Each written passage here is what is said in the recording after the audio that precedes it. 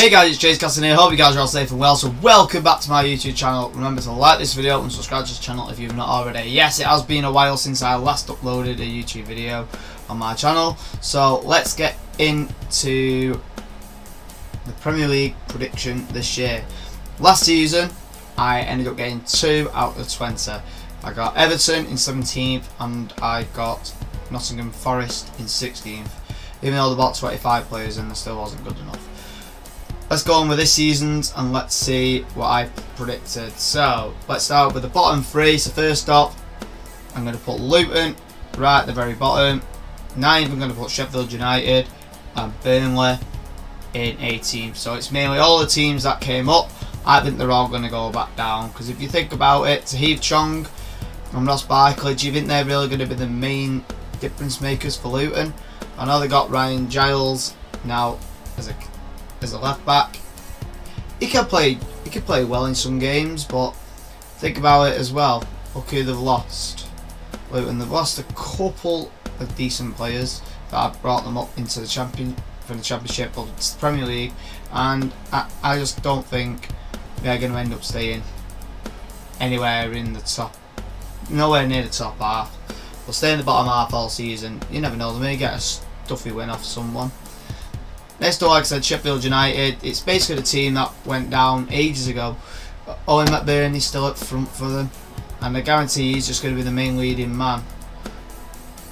I think it's just got to the point where Sheffield United just haven't got anything in them. By looking at their transfers, they've got Austin Trussy in from Arsenal, Bertrand Traore, Vinicius Sosa, Yannick Lacuse, and Anis Ben Silman. I don't think they're trying to build around them, but I can't see them moving at any point throughout the league. It's tough to explain, but I just cannot see them going anywhere else. And with Burnley, yes, they've got James Trafford in net. Congratulations to them. He's probably added £10 million due to his under-21 save in the final and not conceding a goal through the whole tournament, with England that is. As you know, they kick off tomorrow night against City, so Vincent Kompany may end up lose his first game and just pay Pep a couple of £1 million and say, right, go on, you can take the win off us, we surrender. But they have actually got some decent players other than just James Trafford as a keeper. They've got Nathan Redmond, who we've seen quite a lot in the Premier League with the likes of Southampton, Crystal Palace, Everton's and them. Now he's back on a free transfer. Jacob Brun-Larsen, also Michael Obafemi. So it's a lot of similar names that have been coming in, and I just can see Burnley not staying up. 17th, I'm going to go with Everton again. Well, Everton haven't done very well at shopping this season, have they? They've only got Ashley Young on a free and Danjuma from on loan from Spurs. Or is it Villarreal? It was one of the two, but it is not going to be good enough. They've also got rid of Andros Townsend, who ended up saving the likes of Everton last year, especially that goal against City. Oh no, was it him? No, it was Demarai Gray. He's ended up staying, but there's just a lot of players that Everton have dumped and they've only signed 2.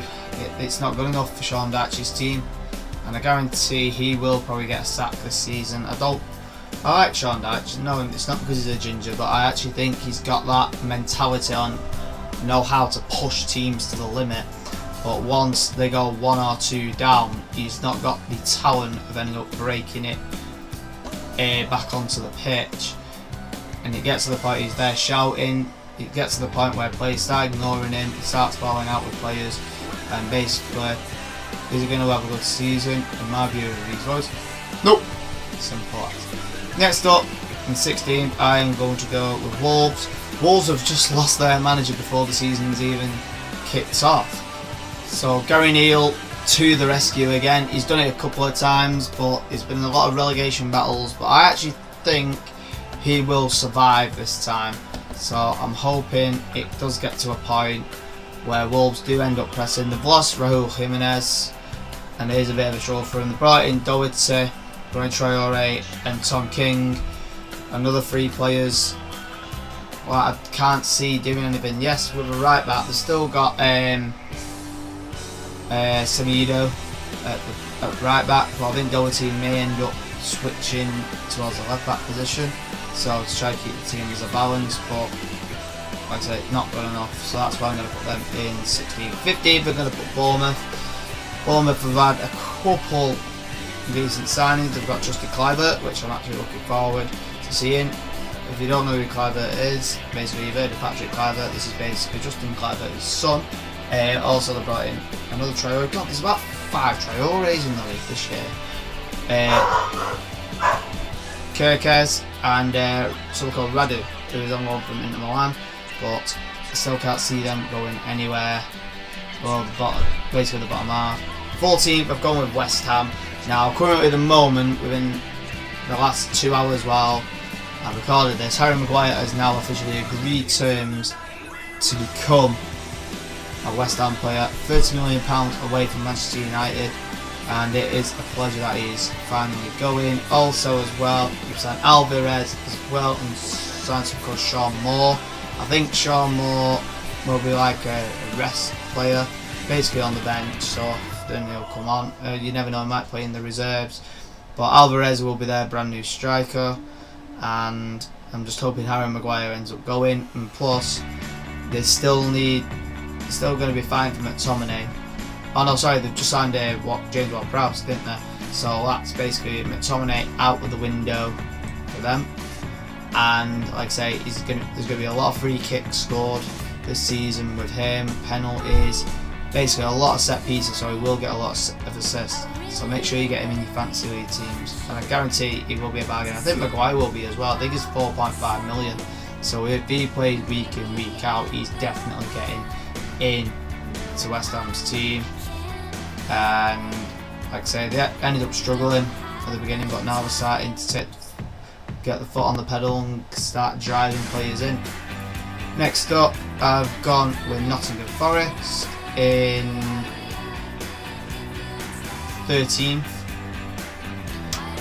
Nottingham Forest, what can I say? You've cleared Anthony Elanga from Manchester United, fantastic. You've also Chris Wood from Newcastle. I felt sorry for Chris Wood. He only got about 4 or 5 games for Newcastle, and he did end up scoring a couple of them. Sorry about that. It is very warm today. Also, they've ended up signing Alina, Matt Turner, a brand new keeper from Forest. And I think they stopped arguing to try to get Dean Henderson, and I think Turner's basically gone to them for 10 million. And happy days, and just hope Turner has a good season for him. Next up, it's Palace. I've gone next, and they've had a very, very, very poor transfer window. Roy Hodgson, who has ended up joining the club again, 75 years old, now he's going to be 76. He's signed another 1-year deal. He's signed Jefferson Lerma and Franca.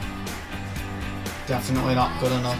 And they've lost the likes of Mijalovic. Now think about him, he was absolutely a beast 4 or 5 seasons ago. He was banging goals in for fun, free kicks, penalties, literally everything you can think of. It's just another James Ward-Prowse, just from a different country. And I just feel sorry for the guy, because if you think about it, he was actually their captain at one point, and now he's been basically abandoned.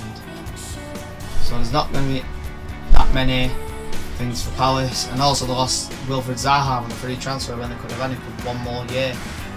But you can see, if you're a one-man team and you are Wilfred Zaha, you probably would want to move to get out of that conundrum, what I'm trying to say.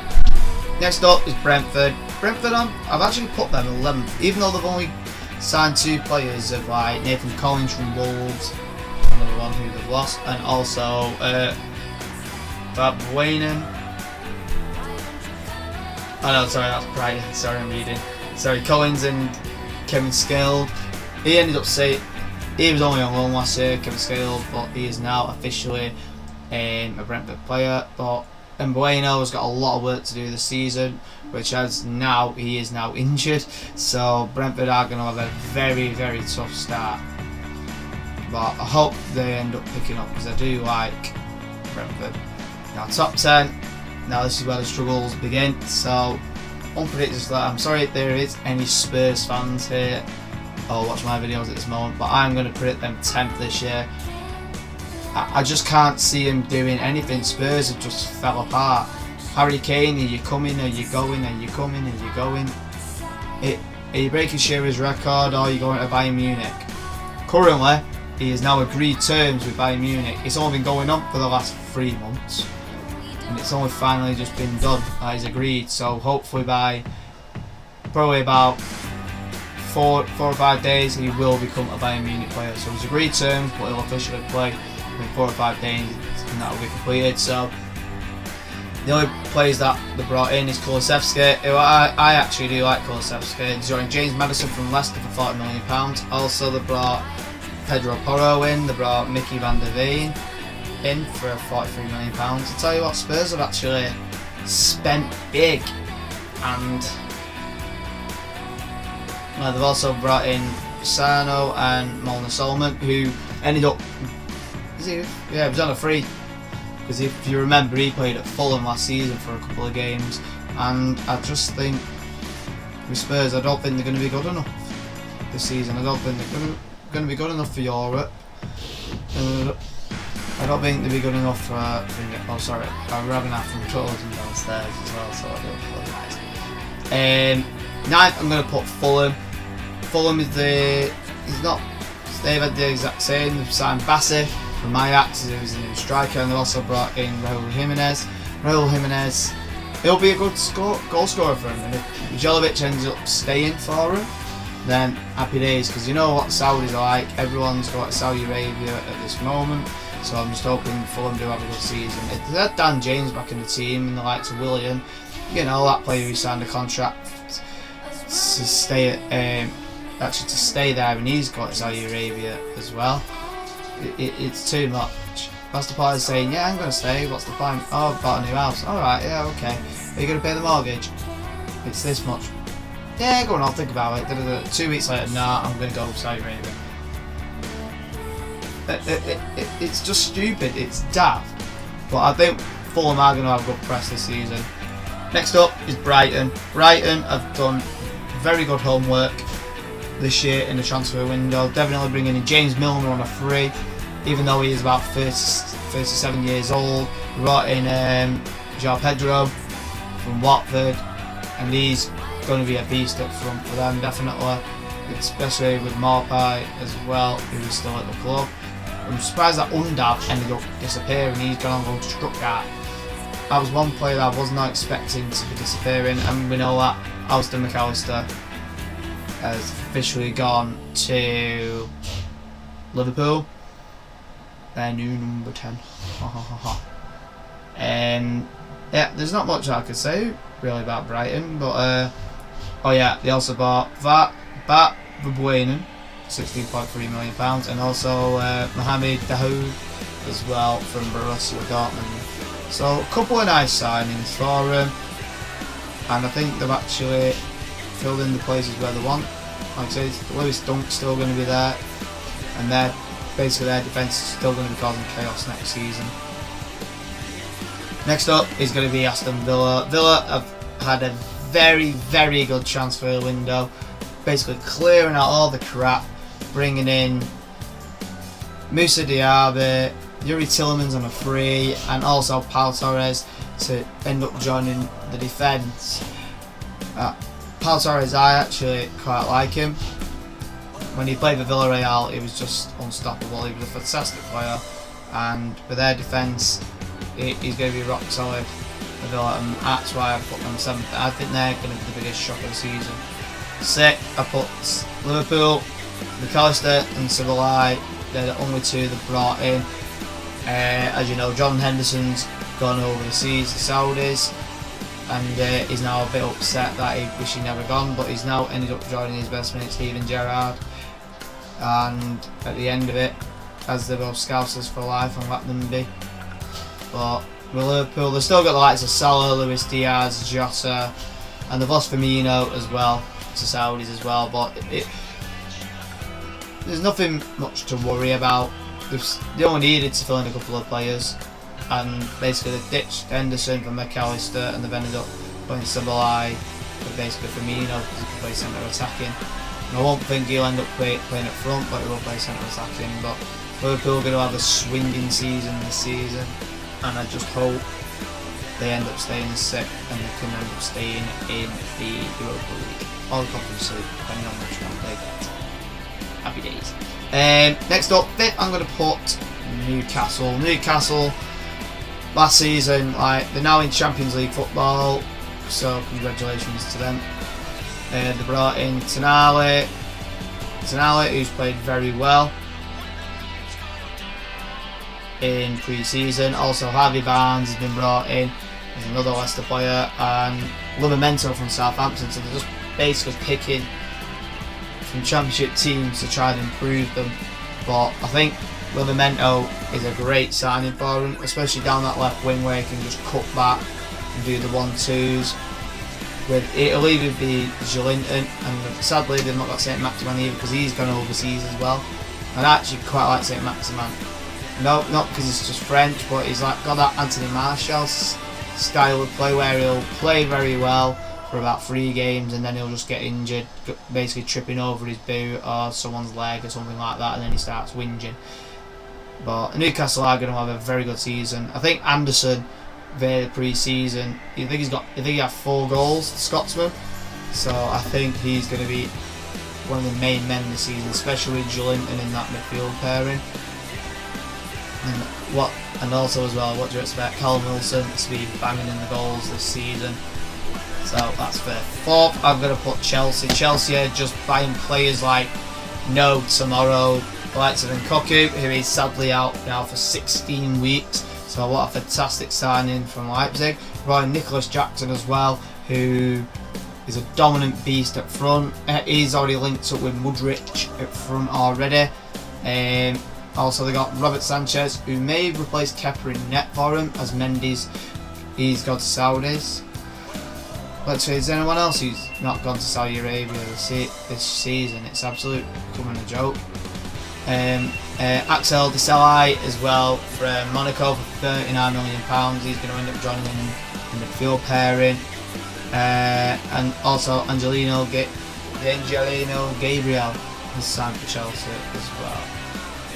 So Chelsea will have a very good season as well. I think Thiago Silva's got one last good season in him. I know he is around 36 years old, but as a beast of a defender, he's definitely going to be the main man. And plus Chelsea just buying players for 8-year deal contracts. So I think Chelsea will have a good season, but when they play shit, who's going to buy them? Okay, in 3rd, I'm going to put United. So, as you know, we signed the likes of Mason Mount, Onana, Johnny Evans, and Rasmus Højlund to join in the mix. So it's been a stressful summer for United, especially when we try to sign Mount at the beginning. Oh, you might not get him, but it's £50 million. 55 plus £5 million for Mason Mount when he should be around only 40. It's an absolute joke.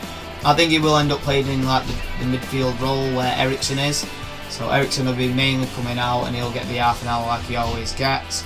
As you know, Scott McTominay is probably going to end up disappearing at some point, or you never know, he might be staying. Fred may end up going to Galatasaray or Fulham or Besiktas. A lot of teams are after Fred, and I actually rather keep Fred and get rid of McTominay. So that's why I really wanted him to disappear. Like I say, with Rasmus Højlund going to be playing up front for us this season, it's not going to be Rashford, he's going to be swifting out towards the left with either Garnacho or Sancho on the right, and even Anthony can even fit into the team. There's going to be a lot of mix and match for us this season. We've seen what Onana can do, basically run up to the halfway line and get chips. Basically this is going to happen every single game if he's going to be in net for us. I don't want it to be a bad signing for us, but he needs to end up communicating with Varane and Martinez, definitely 100%. Basically, when you're telling it to push out, you do not push out either and become like a sweeper keeper. We're not looking at like a Fabian Barthez. We want him to be basically shouting at players, like when he shouted at Maguire like for being stay on guard or whatever. That's what we want from United. And with Johnny Evans, I just hope he just sits on the bench and he just comes off like Carabao Cup ties. But I'm hoping that Højlund does really well for us. I think we do need one more signing. And basically Amrabat, if he ends up coming to us, we got to end up selling to buy him, as we have now run out of cash. So the top two, as you know, it's either going to be City or Arsenal. I'm actually going to do this. I'm going to say City are going to finish second this season. I really don't want them to win 4 leagues in a row. They've only added small bits to the team. They've lost Mahrez to Saudis, but they brought in Gvardiol and Kovacic, which to be the main two. Gvardiol, who is been estimated at around £78 million, basically the second dearest defender ever spent in the Premier League, except Harry Maguire, who was 80 million, but we're just going to completely ignore about him. But I think with City, like, you know, it's going to be exactly what it says on the tin. Haaland's just going to be up there. He's going to bang another 30 goals. Foden will probably end up taking over Mahrez's position. Kevin De Bruyne is going to be assist king again for Haaland. I remember someone having a bet last year. They had De Bruyne to assist Haaland. I think it was 20 times or something like that. I think it was 15 or 20 times, and it actually did come in. So one of them lucky bets that comes in. And basically their defence, it's going to be Gvardiol and maybe Diaz. You don't know, it might be Stones, it could be Laporte. Like, they've got the ability. Basically, they could just they've still got the allegations to go on. I'm not telling it as a United fan, but you never know, it may end up happening. And first, we are going to go to Arsenal. I think Arsenal will win the league this season. The likes of Declan Rice, they got in the team. I did watch the Community Shield, and Declan Rice played alright, but for 105 million for an English midfield man, far too much. Especially, I think 80 was definitely enough, or 90, but not over 100 million for him. Martinelli and Saka are going to be dangerous for Arsenal this year. The young kids have been sharpened up. Last season they did get a lesson, and I think they're going to be the main ones for the team this year, especially captain Martin Odegaard, who had a phenomenal season last year. I think he's going to end up being the main driver of this squad.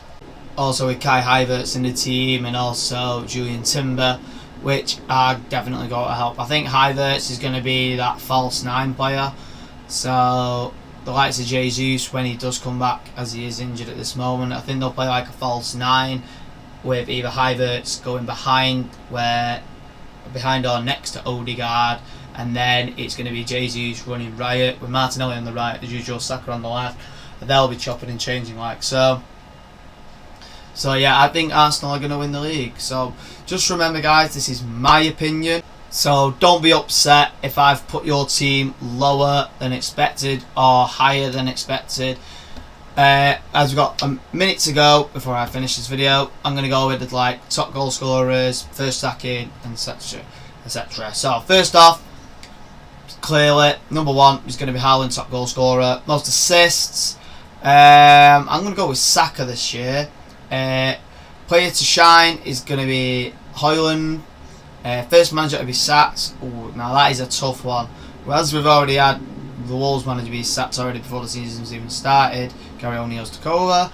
I'm hoping it'll be, I think, Vincent Kompany will be the first sacking, which is at Burnley. And finally, team to have a shock of the season, it's definitely Spurs. So that's what I'm going to do. And that is going to be the end of this video. So remember, guys, to like this video, subscribe to the channel if you're not already. Put your views in the comments below. If you're happy with my prediction, if you're not happy with my prediction, tell me where you think I've gone wrong. And yeah, I'm James Cassin. Thank you very much for watching. And remember, stay safe and stay standard. Laters.